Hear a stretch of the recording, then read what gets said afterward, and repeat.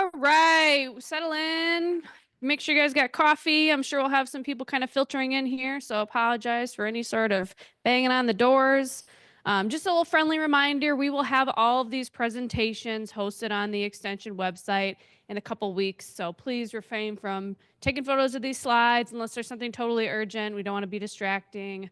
Try to focus your mind and your energy on what we're talking about today. Formulate some good questions while you're in front of these folks. We have two presentations today during our hour period.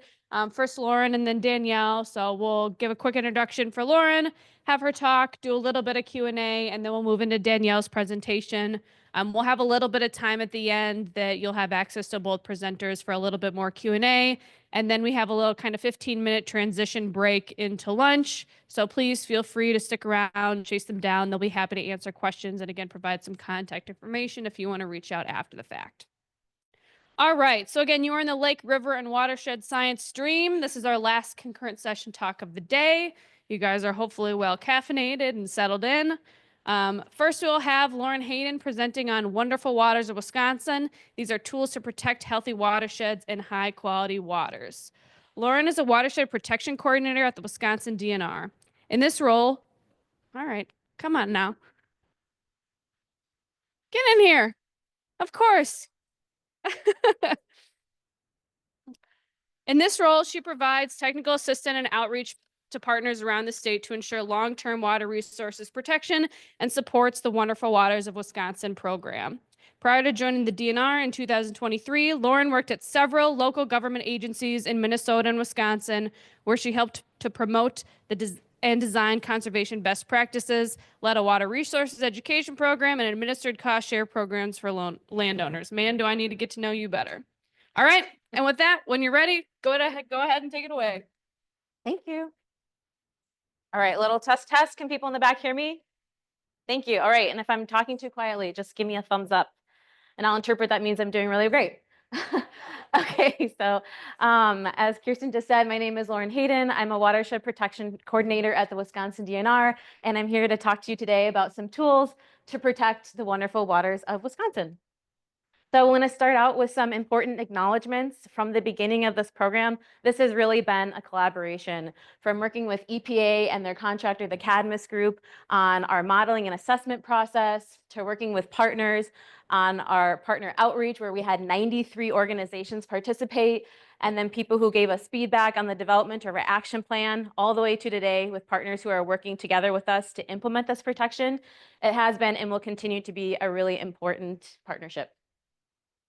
So let's start off by talking about why is protection so important. If any of you were at the banquet last night, you might have heard my colleague Pamela Toshner provide this quote that in the state of Wisconsin, we are so fortunate and lucky to have 82% of our assessed waters in the state attaining their Clean Water Act standards, which you can see there in this graph. And this is what we really are trying to do with this program, is adopt the old adage of an ounce of prevention is worth a pound of cure. So what are we doing to help protect and maintain these 82% of high quality waters? So our goal for the Wonderful Waters of Wisconsin program is to really think about how can we improve the balance between restoration and protection. Historically, at both the national and state level, a lot of our funding, resources, and staffing positions have been devoted towards that kind of far stack of rocks there, the restoration of our impaired waters. And that remains a really critical role that the DNR will continue to play and our partnership play. But our hope here is that we can kind of balance out the stack here along this board and take a more holistic approach to restoration and protection. So we have a lot of water in Wisconsin and a lot of healthy water. So the DNR needed to come up with a way to prioritize where are our healthiest watersheds and where are those high quality waters. So that started off in 2019 with our modeling and assessment process, where we worked with the EPA to identify indicators of watershed health, and we developed criteria for high quality waters, which we're going to dive into soon.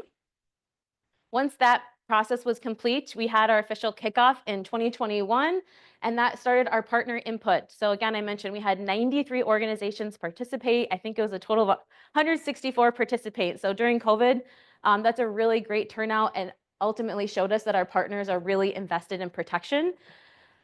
We took the notes from those conversations, and that helped us to develop our action plan, which was launched in 2022. and looks like this. Here's the beautiful cover. So this is the Wonderful Waters of Wisconsin action plan that can be found on our website. And this action plan, think of it as our roadmap to protection in Wisconsin. Again, it's sets our framework of protecting our highest quality waters and watersheds and gives us 25 actions to do that through providing technical assistance, thinking about expanding funding opportunities, partnerships, and increasing external awareness about protection. And here's one specific action that you'll find in the plan that I wanted to provide an example of. So action 1F is to promote and provide technical assistance to non-traditional groups and partners. I think the people in the room here today are a really good example of a partnership that we can use to access some of these groups like anglers, conservation clubs, boaters, and businesses. So as you go through the plan, you'll see examples like where we have specific strategies for success, a general readiness, which helps us to understand maybe when it's time to implement this in the plan. And then most importantly, the leveraging partnerships. If you were to open the plan, there would be a key here that would help you see that that canoe there represents lake and river organizations. We have municipalities, the DNR, conservation groups, and then business partnerships. So next we'll move on to the modeling and assessment and kind of dive into some definitions. So the first is, what is a healthy watershed? We ended up adopting this definition from the US EPA's Healthy Watershed program. So I'll just quick read this here. It's an area draining to a stream, lake, or wetland where the natural land cover can support dynamic processes, habitat size and connectivity, and that the water quality can support healthy biological communities. So in essence, it's a watershed that still has its structure and function in place to support those healthy ecosystems. And I want to mention too that for the sake of the Wonderful Waters of Wisconsin, we modeled the watersheds at a HWHQW scale. And for those of you who don't work in watersheds a lot, that's about 35 to 40 square miles. So it's a scale where we can theoretically see change happening on the landscape if we really focus our efforts. So the Watershed Health Index is a combination of 26 individual watershed health indicators that are sorted into the 6 sub-indices shown on the screen here. So landscape, hydrology, geomorphology, habitat, biologic habitat, and water quality. So these are all the things that we think about of what makes a healthy watershed. These were all reviewed by biologists within the DNR. And they came together to create a composite score. And I have some examples on the screen there. What do we mean by a landscape score? This would be percentage of natural land cover in the watershed, or for geomorphology, you might be looking at the density of dams.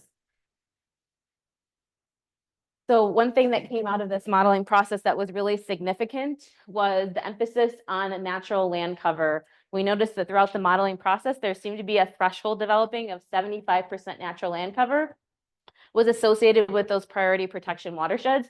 And we use that to develop a framework. And I just want to emphasize that even though we are very proud of our vast forests here in Wisconsin, natural land cover is more than just that. It's wetlands, it's shrublands, it's grasslands, and barrens. It's all those diverse natural areas that help to protect water quality. Lauren, I'm going to interrupt you for a second. All these slides will be available afterwards, so please don't feel like you need to take a photo or video of every single one of them. We'll have them on the extension website. Thanks.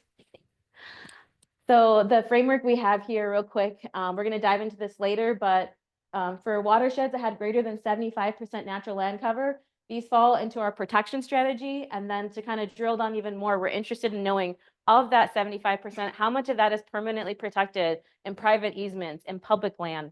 So that really gets us to that vigilance category where we want to keep that land permanently protected and make sure that it's maintained with water quality in mind. What are our high quality waters then? I'm going to talk a little bit about wetlands separately. I'm going to start off with lakes, rivers, and streams. So the criteria for a high quality lake, river, or stream is that it needs to meet at least 2 of the following attributes, and I'm going to walk through each one. The first is having a unique or rare resource. So I have those examples here on the screen that it could include things like wild rice waters, which were provided by Glyphwick, wild and scenic rivers, and 2-story fishery lakes. The next are water bodies that are attaining state water quality standards. And for those of you that like to get into the nitty gritty, it's specifically category 2A or 2B, which means that we had a full impairment level assessment completed and good level of evidence. And lastly, good to excellent biotic integrity. So for streams and rivers, this is a fish or macroinvertebrate survey, or for lakes, it's our PI, our macrophyte assessment survey. And wetlands, we had a little bit of a different approach because for wetlands, we don't have numerical water quality standards yet for wetlands. So instead, they had to meet one of the attributes here on the screen. Either those wetlands were a unique and rare natural community as identified by the DNR's Natural Heritage Inventory list, or we had evidence of good biotic integrity similar to the lakes, rivers, and streams. So either it's a reference quality wetland or there's a survey that we call the floristic quality assessment. Think of it as like a PI survey for a wetland where we're looking at the diversity and the richness of plants in that wetland and then how sensitive they are to disturbance.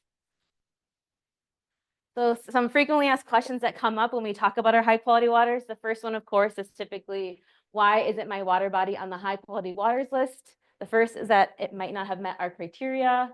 It also might be that at the time of the assessment, which happened in 2021, the DNR did not have enough monitoring data. Perhaps we're missing a PI survey or a macroinvertebrate survey. Or lastly, the data just might not have been easily accessible at that time, and that's something we're working on as well.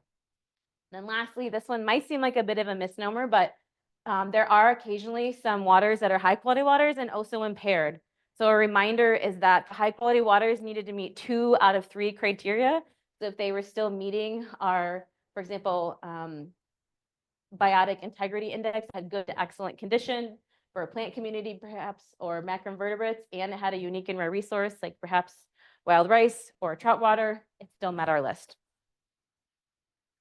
So we took all this modeling and assessment data and our high quality waters, and we brought it back to our partners and asked them how we need to prioritize this. So for the watershed data, sorry, this little microphone's shifting here. We decided to prioritize it at 2 different scales. The first is at the statewide scale. The map on the left here, where you see these blue and green watersheds, these represent the top 30% healthiest watersheds in the state of Wisconsin based on our watershed health index. Probably not a surprise that these are in places where we have a lot of intact forests, wetlands, and less development. And a little bit down here in the Chippewa and Wisconsin River Basin. But we also heard from our partners it's really important to identify protection at other scales too and have that geographic equity. So the model was also run at the large river and Great Lakes Basin scale, also called HWHQW. So the watershed in the middle here, this is the Rock River Basin down here in south central Wisconsin. And these are the top 30% healthiest watersheds there. So in the tools that we're going to talk about today, this is all data that is available to you. And then within those watersheds, you can identify the high quality waters within them. So again, just a quick reminder, the watershed protection priorities for the action plan are the top 30% healthiest statewide and at the HWHQW basin scale. So we're going to transition now into talking about where can you find this awesome data. The first is the Watershed Restoration and Protection Viewer. If you're familiar with the Surface Water Data Viewer or the Water Condition Viewer, the DNR likes viewers. This is very similar. So true to its name, it also has restoration information. We have TMDLs and 9 key element plans in here. And then this is also the home for the Wonderful Waters of Wisconsin data. So I'm going to show a quick video. So once you're in the viewer here, we have some instructions about how to use it. There's a description of basically everything I just talked about in this protection tab. And we even have links to download that data if you prefer to do your own GIS analysis. I know this is going kind of fast, but I'm turning on our high quality waters data and our watershed protection priorities at the statewide scale. And then I'm going to search for a water body, and I chose Clear Lake. I'm also turning off our labels that are set up there, and it'll show you the results for that. All right, so you'll see results there, high quality lakes and large rivers. You're gonna hear me say livers a lot. A Clear Lake. So the Clear Lake in Oneida County is a high quality water. It's showing here that it's meeting 2 out of the 3 criteria, has a unique and rare resource, and is attaining water quality standards. And then I also clicked on the watershed it's in as well, which is the Tomahawk Lake, Tomahawk River watershed. It's ranked 304th in the state, which is pretty good. It's both a statewide priority and a HWHQW priority, and it has 62.99% natural land cover. Again, kind of thinking about the strategies that you might want to take there. And there's just kind of a bigger picture there if it was hard to see the lake information. So the next tool that's available, I know this has been talked about in a few other sessions. Hopefully you're getting the hint that WEX is a really great tool. And it's the Wisconsin Water Explorer. There's a lot of different tools in here. In the previous session, Helene and Katie talked a little bit about the water quality data you can find in here and some of the other watershed health or watershed information like land cover or geology and soils. But I'm specifically going to show you guys how to find the watershed health and high quality waters information. Again, I have a short video. So if you were to go to the DNR website and one second, and you type in WEX, it's going to be your first search result. So you'll click on that right there. And they'll say launch the Wisconsin Water Explorer. We also have this link to our Healthy Watersheds page. So there's two different ways to use WEX. You can either search a water body or you can just zoom in to the particular water body. I do recommend for rivers and streams clicking on the particular area that you're interested in. It's just easier to find that specific watershed information, but either works. So I'm clicking on the Pine River, which is just a little bit west of us here in Stevens Point. It's going to initially provide some reach information. And again, then we're going to find watersheds. You can see land cover, geology and soils, and then you'll see healthy watersheds, high quality waters. And the difference between WEX and the Watershed Restoration Protection Viewer is WEX is more of a data visualization tool. So it's going to create a nice summary report for you and give you some information about that particular watershed. So it's going to give you instructions on how to read the graphic and provide some key watershed information. So what we can learn about this particular river is that it's located, again, I know this is very hard for people to see, located in the Humphrey Creek Pine River watershed. It's not a statewide watershed health priority, meaning it didn't rank in the top 30% statewide. However, it did rank in the top 30% statewide for the HUC 6. If you look over here in the reach, you can see it's located in the Fox Basin. So we would call this a Fox Basin protection priority. And then we're also, again, looking at that percent natural land cover. So for this particular watershed, it's 58%. So it's below our 75% threshold. So we're really going to be focused on enhancement. Enhancement is anything that's going to be focused on holding the line of that existing natural land cover and then opportunities to enhance it. So by planting trees, shrubs, restoring riparian areas, protecting wetlands, things like that. And if you were going to go to the second tab for high quality waters, it'll then tell you information specifically about the Pine River. So it'll tell you, yes, the Pine River is a high quality water. These are the 3 criteria that it meets. And one thing that I think is very cool that we decided to include is the other high quality waters in the watershed. We're really encouraging groups to take a watershed approach and recognize that a lot of these protection efforts have multiple benefits to multiple water bodies. So you can see here that there's several other water bodies within this particular watershed that are also considered high quality waters. So in this particular watershed, it would really make sense to work in partnership with some other groups there. All right, before we close out here, I want to talk about some specific actions that we can take to protect these water resources. And I just want to emphasize that really the goal of the Wonderful Waters of Wisconsin is we want to pause and take time to celebrate these really high quality water resources. We should be so proud of these. But we also want to emphasize that protection isn't passive. I think we all know that there's increasing pressures. We've talked about in this room today from undersized infrastructure and climate change and development of our shoreline areas. So there's a lot that we can do. And again, it might require us to zoom out a little bit and form some partnerships that we might not have explored before. The first, and I would argue the most important here, is protecting land. This is focusing on the areas that we know are already healthy and functioning. And this list I have on the screen here is things you might want to consider about what type of land to protect with water quality in mind. Sometimes we're protecting land with habitat in mind, with erosion in mind. But so I think number one is riparian areas. Again, areas of high natural land cover, greater than 75%, or headwater streams and wetlands that are going to provide great downstream benefits. Proximity to public lands, looking at that connectivity of habitat and water quality protection. Source water protection areas when we're thinking about groundwater, and then areas prone to erosion or development threats. And the methods for doing this are varied. We have fee title acquisition. This is acquiring the land and owning it outright, probably working with the land trust. There's conservation easements where you're restricting certain uses on the landscape. And sometimes people think that easements mean you can't build anything there, you can't hunt there, you can't fish. And that's not true. If you work with your local land trust, there's a lot you can consider within an easement. It's very customizable. Deed restrictions and covenants are similar, again, restricting the kind of uses of those. They would stay on the deed. enrolling land voluntarily, perhaps through the managed forest law, and then lastly, conservation pledges. Those are not binding by any means, but at least I kind of put them in order of most to least, the long-term impact. So I think my takeaway there is I encourage you to connect with your local land trusts, have those conversations, ask them what kind of tools they have available to work with landowners on your lake who already have nice intact natural shorelines, and discuss, what may be possible there. Maybe you can work together as a lake to enroll some riparian areas. Thank you, Kristen. The next is enhancing natural land cover. So we focused on, again, the areas that are intact. Now we're going to focus on enhancing those areas that need a little bit of a push. So this could look like working with your county at their tree and shrub sale. So many of them have great, reasonable prices for, reforesting areas with trees, shrubs. Some are even expanding to flowers and grasses now. I would emphasize that large-scale forest protection and reforestation is really critical. So any tree plantings you can get involved with. And then lastly, protecting and restoring shorelines. And the example here is our Healthy Lakes and Rivers program.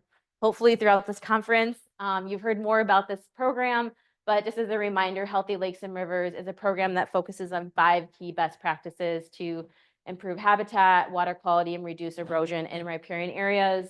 They have technical assistance, they have grants available. Reach out afterwards if you have questions.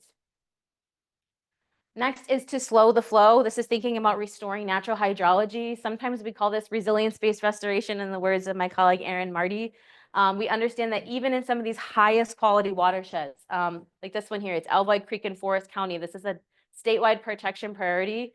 The stream itself is very healthy, but the infrastructure is limiting the passage of the stream, limiting movement of aquatic organisms. So the Forest Service, in partnership with the counties and support from tribes, they're going to be, I think, replacing 21 culverts and forest violets in several other counties.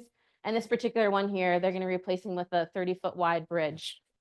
It also involves protection and restoration of our high functioning wetlands to improve storage on the landscape, any practices to divert and infiltrate stormwater runoff, and then especially in our northern counties, implementing forest water quality BMPs. So really going above and beyond in our setbacks, especially near sensitive water resources like wetlands, and thinking about how we can mitigate that source of erosion. So the DNR has some great resources for that as well. And lastly, planning for future land and water resources. So our hope today is that by sharing some of these tools and resources like the Wonderful Waters of Wisconsin, or sometimes called Healthy Watersheds, High Quality Waters, which is a bit of a mouthful, we have this information available. We want to work with you to integrate this into plans, to integrate it into projects, and to county land and water updates. Danielle is going to give an example here in just a minute about how the Southeastern Wisconsin Regional Planning Commission is using this data. So there's a lot of partners already using it, but we'd like to reach more of you. Developing ordinances and voluntary programs to protect water resources. Again, this is kind of in a theme today. We need to kind of think at a bigger scale about ways that we can protect this land. Emphasize the importance of shoreline zoning in your communication. And lastly, promote conservation planning tools beyond the tools that I mentioned today. We have the Midwest Glacial Lakes Planning Tool. We have great tools from our partners at U.S. Fish and Wildlife Services. There's a plethora, so reach out. You're not alone. We're here to help.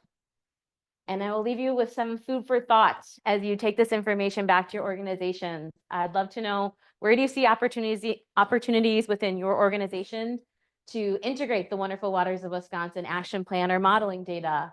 What resources do you need to be successful in implementing these watershed protection activities? Can't promise I can fulfill all of them, but we will certainly try and advocate for them. What do you see as the biggest threats and opportunities for healthy watersheds where you live or work? And then lastly, how can your organization make the case for prioritizing protection? I know that sometimes it seems like the most obvious choice is to run and pour the bucket of water on the fire, but sometimes we need to protect the house that is not on fire yet. And so we have so many wonderful resources and waters here in Wisconsin. So I encourage you to think about how you can, again, take a more balanced approach to restoration and protection. Thank you.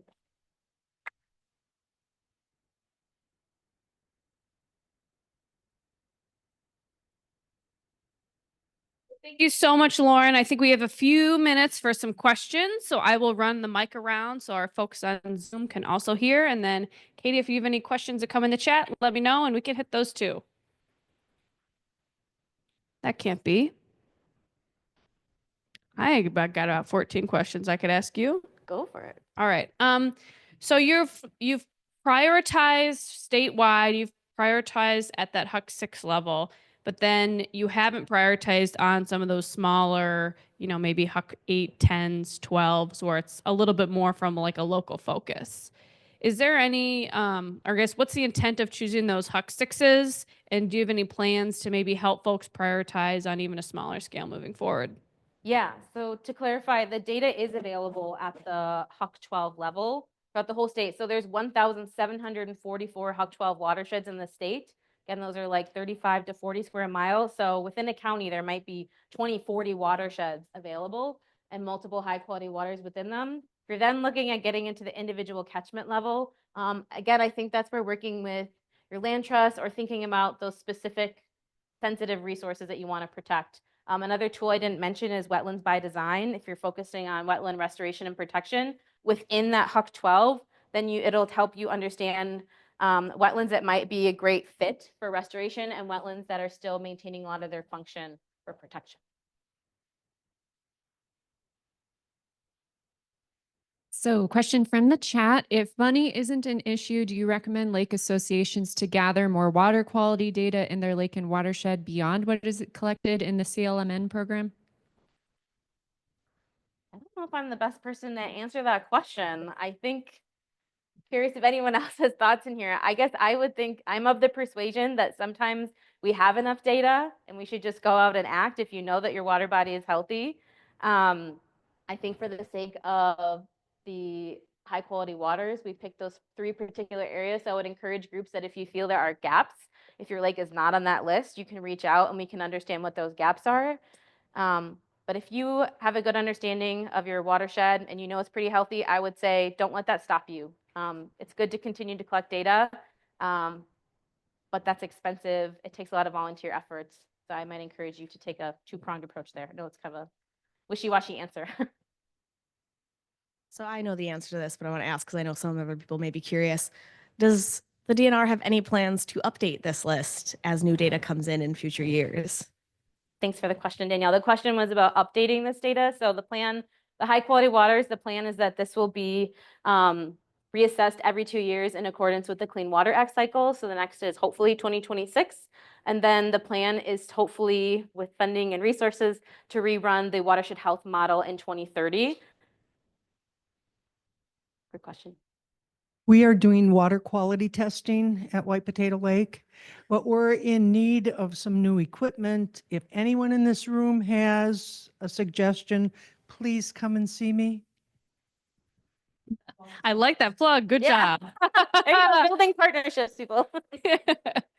Any other questions? All right, we'll have some time at the end too, and then again before lunch.